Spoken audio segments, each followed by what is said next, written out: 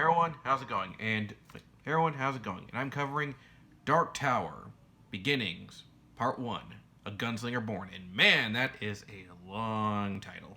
But before I get to the comic, I should dive into a bit of its history. Written by the icon Stephen, it usually points to Maine King, and inspired by Robert Browning's poem Childe Roland of the Dark Tower Came, began in 1982 with the book The Gunslinger, and concluded with The Wind Through the Keyhole in 2012. They're seen as essentials if you intend on ever following Stephen King's work. Why? Because this ties into almost every story that King has worked on, from The Stand, The Shining, Salem's Lot, Skeleton Crew, and yes, even It. As for the plot, the series takes place in a dimension known as Midworld, and we follow a man named Roland Deschain, who is a gunslinger, the last of the gunslingers to be exact. The gunslingers, who despite the western themes, are actually played off more like medieval knights, and his mission is to find and protect the Dark Tower, a mystical building that is a nexus to all universes. And that's all I'm gonna say, because one,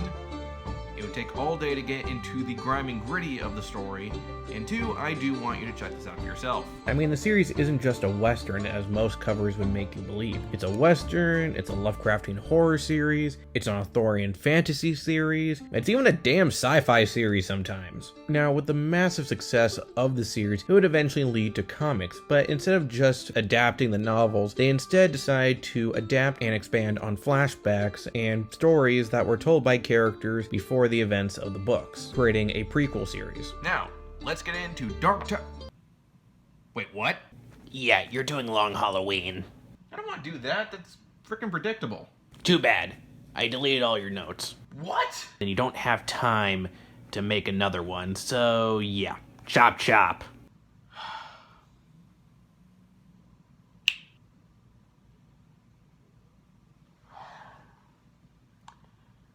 Well, April Fools, I guess. Well, let's get this over with. Warning, spoilers. This is gonna be a quick one because honestly, not much ends up happening. We open to the Riddler, who has been hired by Falcone to deduce who Holiday is, while at the same time, Batman is doing the same. They talk about all the possibilities of suspects like Catwoman, Carla, Maroni. They go through all the possible ways they could have done it. Carmine and Sophia aren't happy that Riddler is just throwing in suspects, but not giving them actual answers, which leads to Riddler being pressured into saying a name. He says Falcone's. And I guess he found it so funny he just let him go, despite the fact that he paid him God knows how much money for practically nothing. Okay then. While Batman, though, also still doesn't know who Holiday is, faces the possibility that it could be Harvey Dent. Meanwhile, Harvey gets ready to finally make a move on Bruce Wayne. The story ends with Riddler being attacked by Holiday, but unlike the others, is not killed, leaving him with the question, when does a killer not kill? This one is definitely the weakest, at least to me.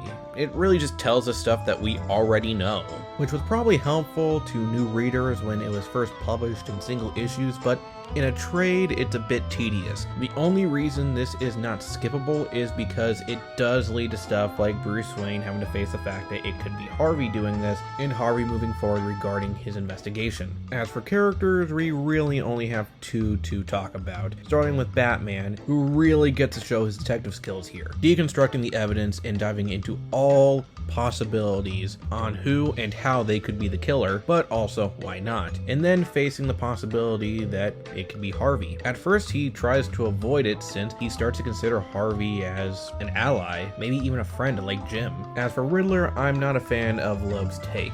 He starts off promising enough, but after that opening, Riddler ends up being, well, kind of a wimp and a loser, which, knowing how Riddler is like through the other stories at this time, where he was a more smug yet devious know-it-all, is kind of off-putting. Don't really need to go into the suspects in this one since, well, they already kind of did throughout this whole issue. And if you've been following the reviews or you read the trade, you would know why most of the suspects like Carla and Maroni just wouldn't work, and why Harvey and Selina are the most likely at the time. They did reveal that Selina could have a motive to attack Falcone, since apparently Falcone placed a bounty on her, but knowing Catwoman, he's not the only one.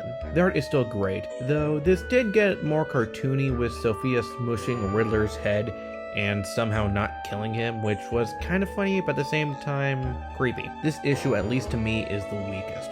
Besides the ending, it really left me feeling like I just ran in circles. If you felt like that or didn't, let me know in the comments down below. Thanks for watching. Like, share, and subscribe, and sorry for this April Fool's joke. Yeah, next time we'll talk about Dark Tower.